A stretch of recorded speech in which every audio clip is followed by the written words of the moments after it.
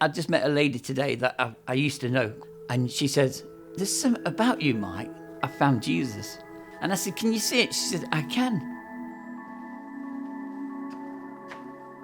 We was never really brought up to be Christians, but we always respected people. We did believe in God, but we never really practiced it as Christians, like going to church every Sunday and things like that.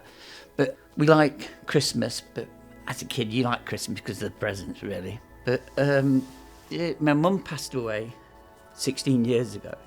I had all that time. So I decided to do a bit of voluntary work at St Martin's.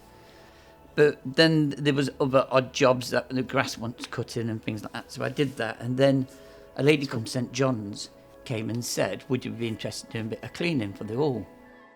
So because I was unemployed at the time, I said yes. And that's how I started, like 9 years ago. And I've been there ever since. I just don't feel like I still belong. There was something missing in my life.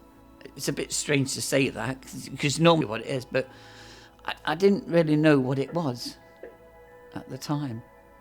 It was Easter. We were planning up to the Easter, and we was going to do Easter roast, yeah. And Lizzie says, "I don't want you to cook." I went, "Oh, why?" She went, "I was going to give you the chance to get baptised." And I went, "Yeah, okay then." So when I got baptised, it changed me. I can't tell him why, except what I feel. It felt like there was a massive weight. It felt like it was just lifted. I felt lighter. And it felt great. It really did. It changed my life. I just met a lady today that I used to know.